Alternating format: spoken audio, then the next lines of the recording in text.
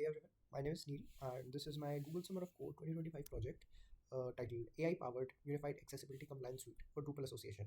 I've developed this project under the guidance of my mentor Krish Kaur, and what essentially I'm aiming to do with this project is create a custom module for Drupal websites in which it basically scans and audits web pages of a website based upon Drupal and flags any accessibility violations that occur across any text, layout, or media content on those web pages. And this module is essentially flagging those irregularities or inconsistencies or issues, violations that are non-compliant with laws such as ADA and WCAG. And after identification and auditing, it aims to monitor and remediate those particular issues through the help of interactive dashboards which feature comprehensive reports and various accessibility statistics and an AI powered chatbot.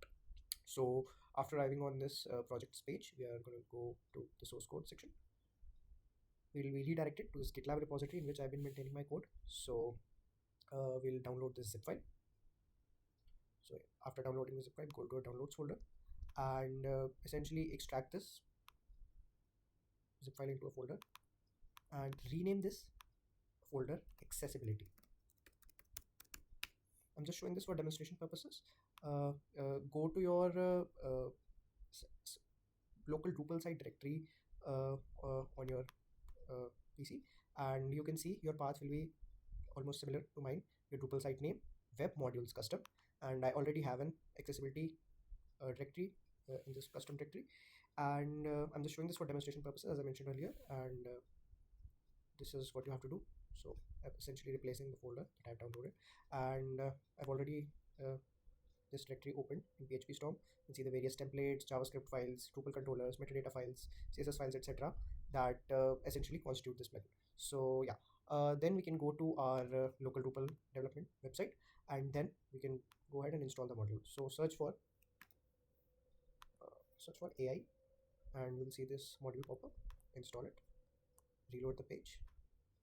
Yeah, and the module is installed. Before using the module, we'll essentially fulfill two important prerequisites. First, we'll go to structure, block layout, and before that, we'll just clear our cache through our terminal.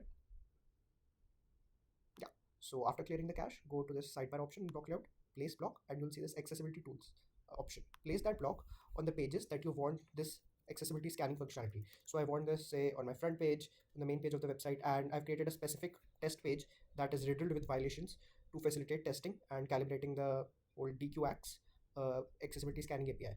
So I'll just mention the path here quickly, and yeah, so show for the listed pages, save block, and save blocks. And the second important prerequisite to enable AI-based chatbot integration, what we're going to do is we're going to go to accessibility dashboard, or we can go directly into accessibility settings, but we can go to accessibility dashboard, we can go to the configuration option and then enable the AI chatbot.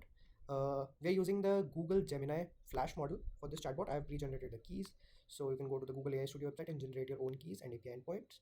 So I'll just quickly paste this key and yeah, paste this endpoint and keep these options as is and save our configuration. Now our module is ready to use.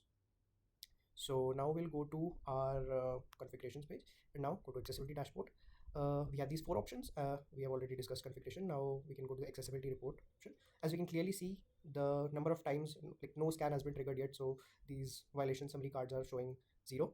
But after I've placed the blocks on these pages, I can clearly see these links show up here, and it essentially gives us two options: scan this page and view detailed report. So if I want to scan this main page, so it will automatically trigger an ACK scan on the concerned page, and it will show me violations based on the severity of the violation. And it essentially gives me multiple options. It gives me option to learn more about this issue. It will redirect me to the DQ University, which is the DQ ACKS API, the supporting website that in detail lists out violations.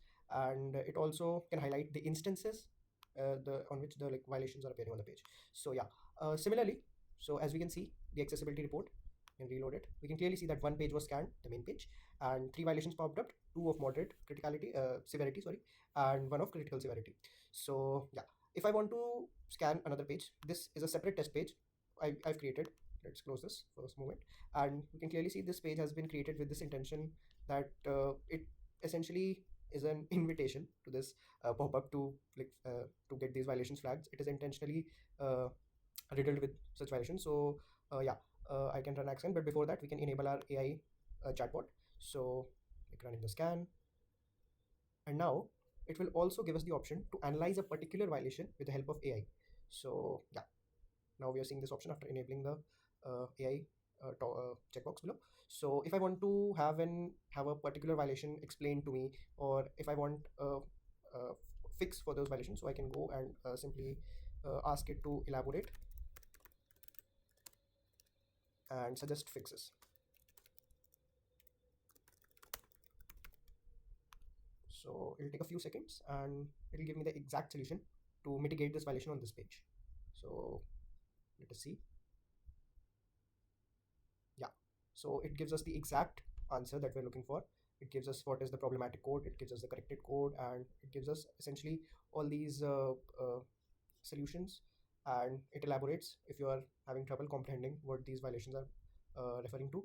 And like I said before, these violations are also can be highlighted on this page to have a clear look. Yeah, so going back to our dashboard, so yeah, we can see this accessibility report. These cards have been updated. Now if we want to view a detailed report for this, the main page for example, we can also export this report in PDF format. So yeah, we have this report exported. We can go ahead and take a look at downloads. Yeah, this is the report we just exported. Yeah, it is showing how many violations, what violations are found. And finally, our last page we're going to visit. This is still under development, but yeah, it is still functional.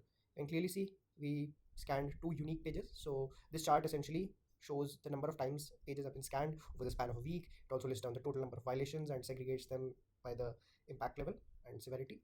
And yeah, that's about it. So yeah, thank you.